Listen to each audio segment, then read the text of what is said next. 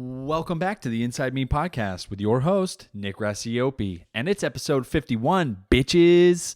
Kick it. The thing I want to talk about is inside me. You guys would love my fucking pants right now. I'm going to show you in a minute. I'm going to show you in a second, but I want you to, if you're listening to this, if you're driving, don't close your eyes. Close one eye and then maybe swap eyes so your eyes feel like they're getting an even amount of closage. Closage. We'll say that. That's a fucking word, right? Dudes, dudettes, huh? Right? That's the word. So they feel fair enough, right? You go. And then I can't do the other eye, barely, but you guys get what I'm saying. So if you're driving and listening to this, just imagine. If you're watching this though, you guys are in for a treat. Look, the boy is dressed like, you know when you go to Staples, right? And you see picture frames, and those picture frames are filled with averagely looking white people. It's some black couples too. It's not specifically on white, right? But it's filled with those weird families that you know aren't families. They just take group photos for that reason. Stock imagery, right? Well, that's what I look like from the waist down today. I'm gonna pair of khakis. I'm gonna a pair of fucking jean khakis, right? And you ready for this?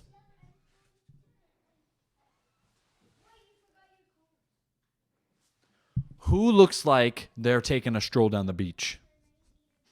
I'm raising my hand. People. I look like everything that's wrong with America. Just the fucking upper class citizens taking advantage of the beach. Is that the only thing that they're not fucking taking fucking advantage of? You know what it is? I'm getting too excited to talk about it. They're taking advantage of it. They're taking advantage of everything. They're on the stock photos. You know what I'm talking about. But if you haven't already, I know this wasn't the best intro. I get it, right? I wanted to point it out. All right. I feel like I'm very average right now. It's a very cringe thing to roll up high, but I got sunburn on my feet and I need them to air out. I got the fan on, right? You can't hear it. Fan's on. I wanted to air my toesies out, right?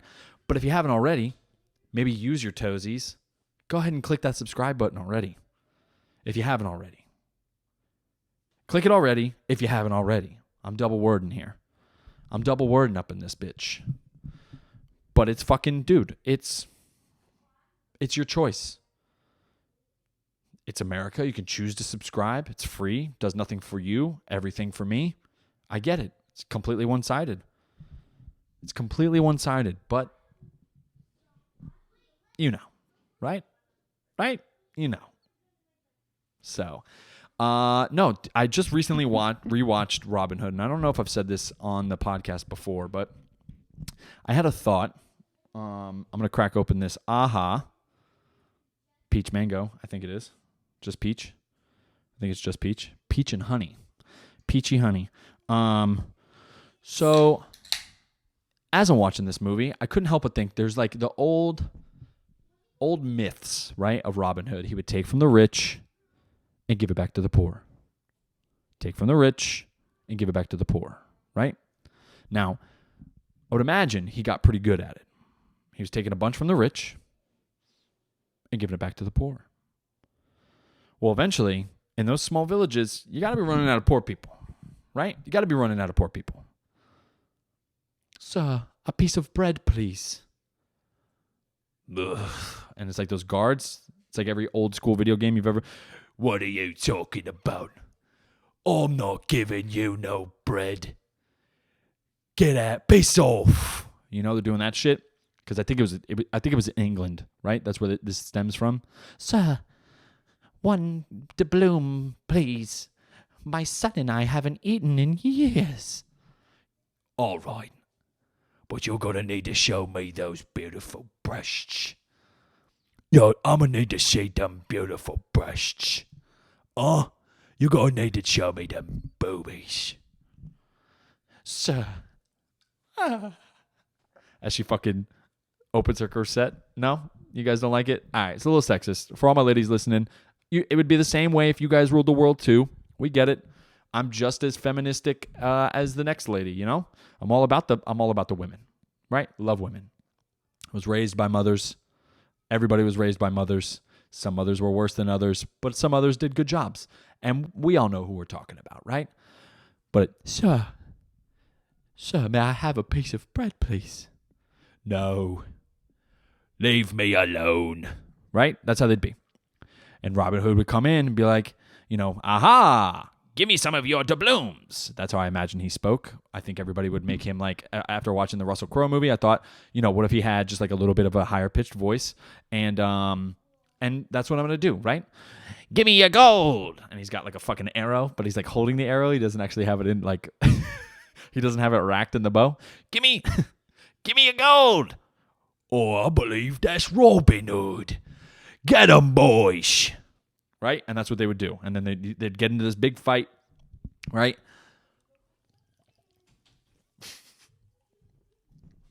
They get into this big fight. Robin Hood's fucking ching, ching, ching. He's got like daggers and fucking, he's being a badass and he's taking the gold from the rich. Right? Robin Hood, you'll never get away with this. You'll never get away with this. That's how they would probably speak back then, yeah?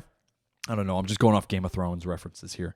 That's all I got. Those are the accents I got. If it was on Game of Thrones, that's me. Right? And, you know, Robin Hood's like, yeah, I'm going to take all your gold and I'm going to give it back to the I'm going to give it back to the poor, you see? Now he's a fucking old Chicago he's an old Chicago mobster. I'm going to take the fucking gold and I'm going to take it. I'm going to take it. I'm going to give it to the poor. Yeah, see? He's going to give it to the poor. That's some of that's one of the henchmen in the background. Yeah, he's going to give it to the poor. We're going to dish it out. And then there will be no more poor. What do you do? And that was my main thought, right? You have all this big rigmarole. I know. I'm kind of talking in circles here. What happens when you run out of poor people? The only thing I could think of, right, is like there's an exchange. Oh, thank you, Robin Hood. You have saved our family. Tonight, we will eat.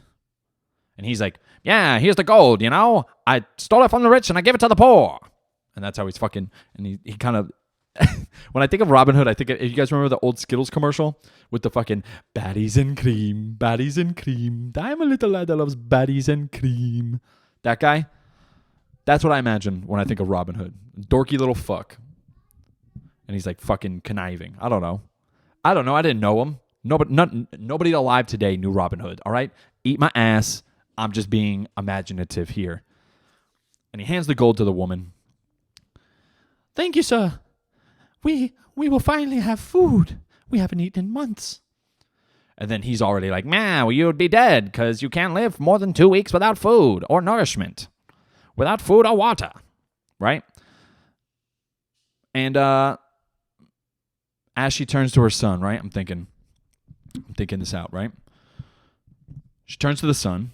She goes, oh, Johnny, we're going to be rich. And right as he's walking away, right?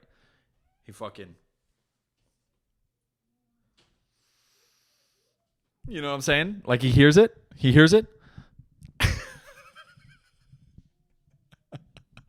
Oh, shit. We're going to be rich, Johnny. And he goes, that bitch said what?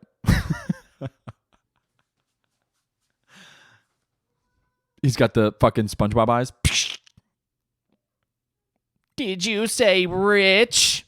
You said you're going to be rich, huh? You know, I take from the rich and I give to the poor. And he immediately turns around and kills the family. Horrible ending. I'm just kidding. But like, what did he do? Eventually, after taking so much from the rich and giving back to the poor, what are you doing here? What are we doing? Where's all the poor? Does he just move? And then they start strong-arming the poor people again? Because they know which ones weren't rich and they know which ones are? How does that work? Tell me, Robin Hood. Tell me. What was your big fucking illustrious plan when you were taken from the rich, given to the poor? What happens when you run out of poor? Huh? What happens? You take all the gold doubloons, the pounds, whatever was euro. You give it back to the poor. Everybody's fucking rich now. That's what's happening in Dubai. That's why you have gold buildings and gold cars and people are fucking drifting down a fucking Arabian fucking Autobahn, hitting camels and shit.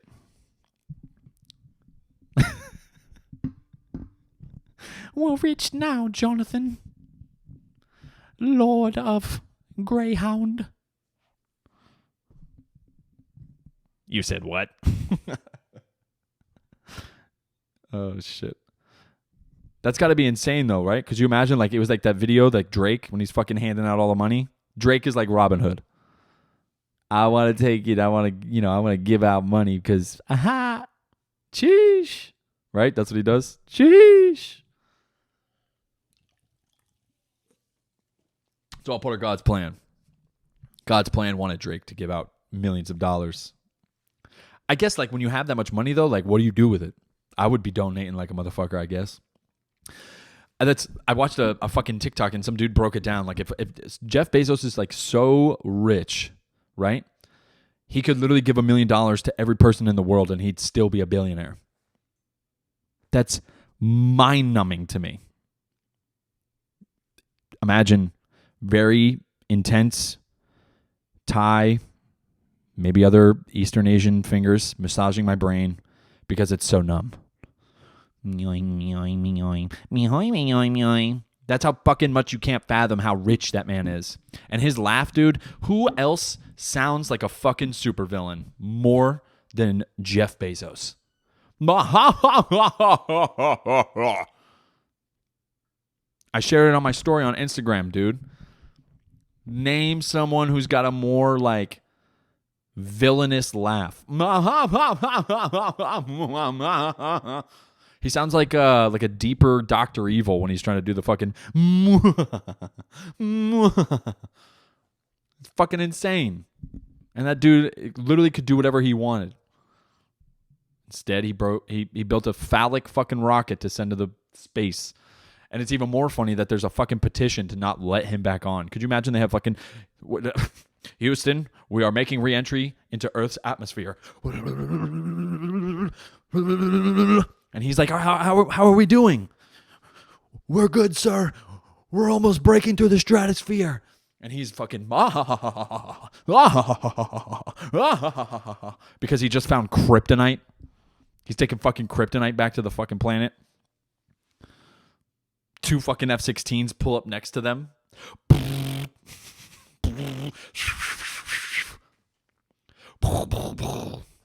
And that's when he fucking rips his face off and he's a fucking lizard man alien. They must never find me. I must take from the rich and give to myself. I must take from the rich and give to myself. That's what he's doing. Nobody knows it. There's no way, dude, that Amazon is that fun to work for either. You know? It's just endless. It's cornered a market so well. There will never be a time where Amazon is not, like, being purchased.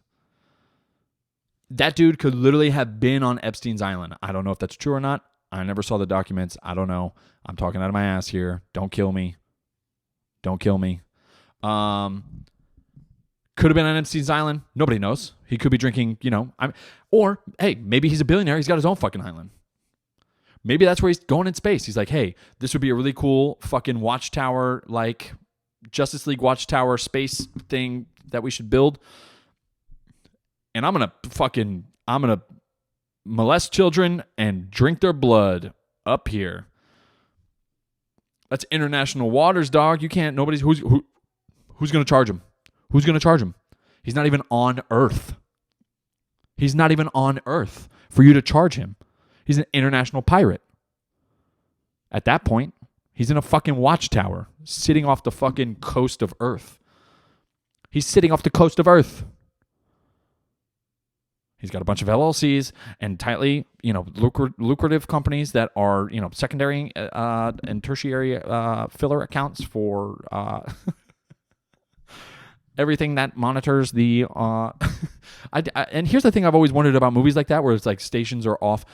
I get it. You send rockets up. What happens when you miscalculate and you don't have enough supplies?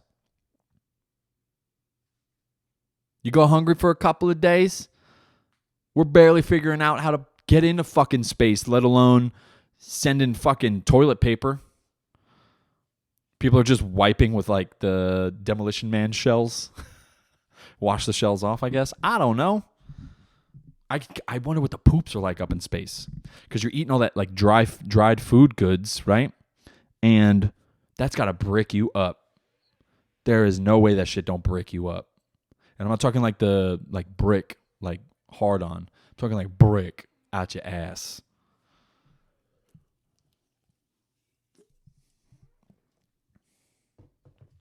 It's got to be hard. Because I mean, like, and then like, there's womanly needs, right? They still have cycles that they go through. That shit don't stop because you're in space, unless it does, and I'm just uneducated. Last I checked, if you're sitting in the cockpit and some fucking red apple juice starts floating up in the air, hey, just saying, might not be tomato juice. You know, Captain Jessica fucking Smith might have just started a little cycle. You know what I'm saying? You know what I'm saying.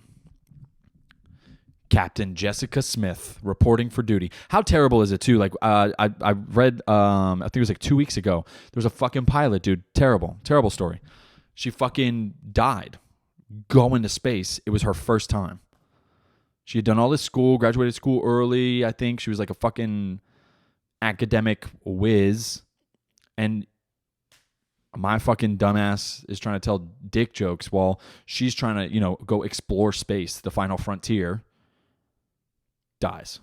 That's like a fucking, I just watched Suicide Squad. That's like that. Like you think it's going to be like fucking this one thing, but then they just hard right. If you guys haven't watched Suicide Squad, by the way, go watch that. But could you imagine like you do all those years of schooling and then what? Fuck. No, that's too deep. That's too deep. Her and Paul Walker died the same way. Sorry. I had to get it out there. That wasn't even funny. I know it was mean. But like, fuck, that's gotta suck so bad, especially for the family. My heart goes out to the family. That's rough. Because they're probably all proud and shit. They're like, you know, my daughter's going to fucking space, bitch. What the fuck has your daughter done? Heroin? Your daughter's visiting dimensions on fucking psilocybin? Bitch. Mine is going to explore the final frontier, you cuck. If either of my kids go to space and they're like the first to do something, telling it to everybody. Don't care. I now understand why parents embarrass you when you go out to restaurants. It's like, I know my mom used to do this shit all the time. It's my baby boy. It's my baby boy. I know we're out. I know, right? He's so handsome. He gets his looks from his mama, right? Like that's what she would do, right? And then she'd go, yeah, he just passed his first grade exam, which is fucking, you know, what's 5 + 5? And then in the end of it says idiot. But she would do that. And she's like disclosing all these fucking facts about me to these goddamn waitresses. And then the worst of all, right when you're done eating, right? She would stack all the plates. And then when they came, it's like, God forbid they said something like, "Oh, thank you for stacking the plates." I know. I used to be a waiter. I still wait. No. I'm working down at the pizzeria. Over on 5th. Yeah. Yeah, come on in sometime. That's what they do, right? I had a talkative parent for some of my life. And yeah, dude, like I could understand now, like the pride you have in your child. It's like, you see that shit? I made that motherfucker, and he's doing life better than I did. That's like the biggest mic drop you could have. He's more successful, or she's more successful than I am. Right? You guys get what I'm saying. Oh, fuck. It's been a long week. Miss you guys. I hope you guys enjoyed the David McRae episode. If you guys haven't checked that out already, go check it out. We have a good talk. Chino's coming out Monday. Yeah. We're having a fucking blast.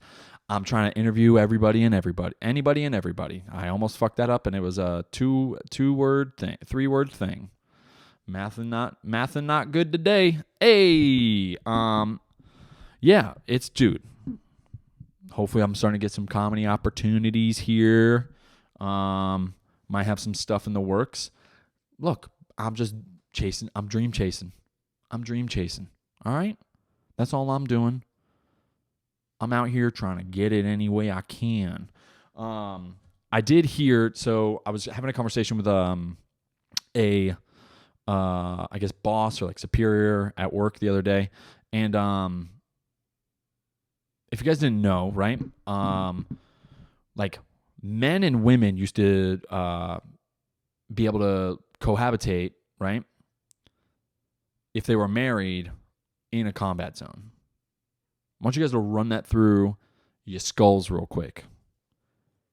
Just take a minute.